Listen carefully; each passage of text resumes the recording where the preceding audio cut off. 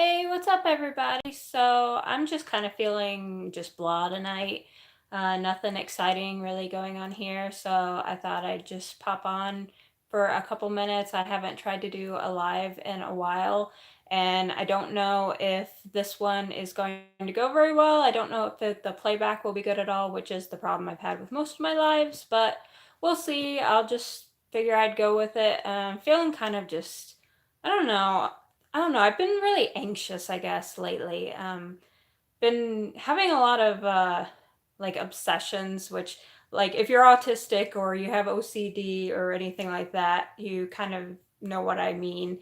Um, some obsessions can be okay. Like, you get obsessed with, a book series or a TV series or a movie series or an anime or something like that. And I mean, that can be bad if you're like avoiding things that you should be doing or, um, you know, ignoring people in your life to focus on those things. But it's not like maybe too bad, but then there are other things you can get obsessed with that maybe aren't the best things to be obsessed with.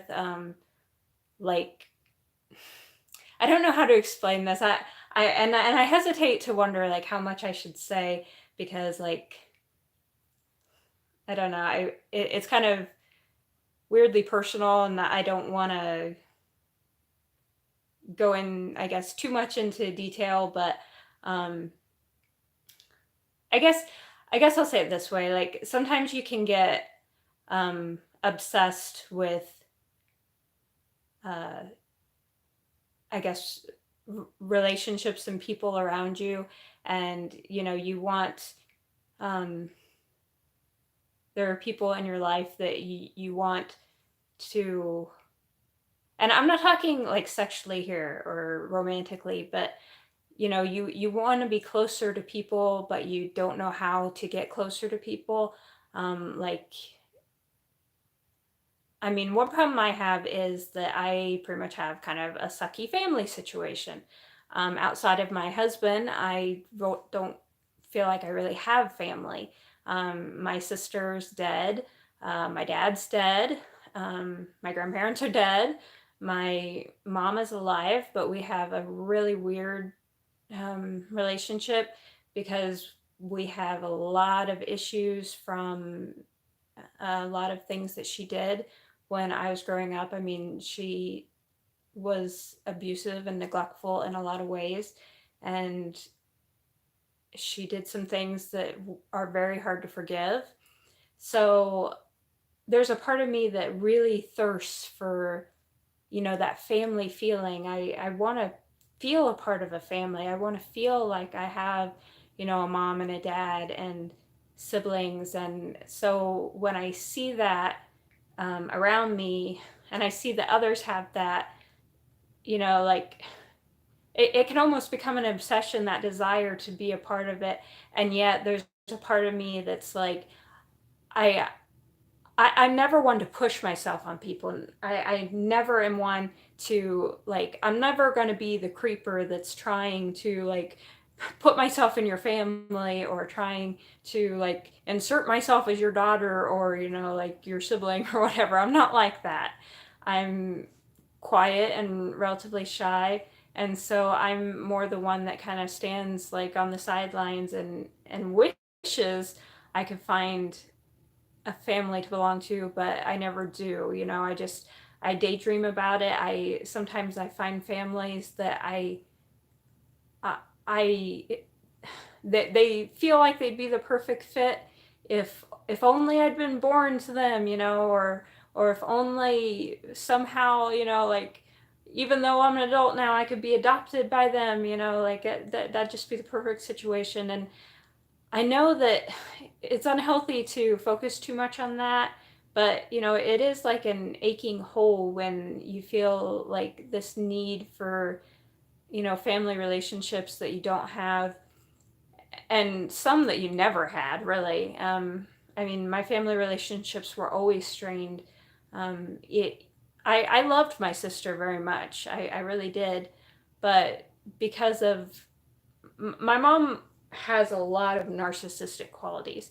Um, my therapist actually the other day, I asked her because she had said things about my mom being narcissistic, and I asked her, um, if she thought, my mom had like narcissistic personality disorder, and she said that she thought my mom was the poster child for it. So I mean that kind of tells you a little bit about kind of what I went through growing up. So even though I loved my sister, we were often played against each other, and there was a lot of resentment and anger between us. And I was seen as the golden child, and she was seen as the scapegoat. A lot of our childhood, although those roles could sometimes be reversed. And when my sister moved out, because I was 6 years younger when my sister moved out, I kind of became both the golden child and the scapegoat, I guess. And now that my sister's gone, I guess I'm back to being both because I'm the only one that's left. So I don't know. I always feel like there's just such this longing and need for a family and to feel part of a family. And I feel like that need is never going to be met. And like I said, I'm not one to try to force myself into anyone's family, and I wouldn't even know how. It's hard for me to make friends. Um, I don't know if it's, no, because I'm autistic. It's hard for me to approach people. It's hard for me to open up to people that I don't, um, well, it's hard for me to open up to people, period, like in person. I mean, I can to some extent, but I it's hard for me to trust people too. Like I can open up and tell people things about myself and my life, but it's hard for me to actually trust people and to count on them to actually be there for me. And it's hard for me to take, I don't know, like I always have a fear when even if I make a friend, like, and it starts to get kind of close, I start to get afraid because I start to fear that they're going to expect things from me, or they're going to, like, I'll fail them, or they'll be disappointed in what I just feel like no matter how hard I try, I've always felt that way. So that's kind of what stops me from being able to make the kind of relationships that I would like to make. And I know it's myself standing in my own way. I know it's myself. It's not other people. It's the way I feel about myself. It's not the way other people feel about me, because other people genuinely usually seem to like me. I would say most people that actually get to know me really seem to like me. But I'd say they only get to know me superficially because again, it's like I have a high wall around myself that you only get so close, and that's it. And I don't know, it's just I don't know, just been dealing with this, and it also is tough because I married my husband, and I mean he's great, but his family is a different situation than mine. There definitely wasn't like the abuse going on and stuff like that, but there's definitely a lack of closeness and support in that family too.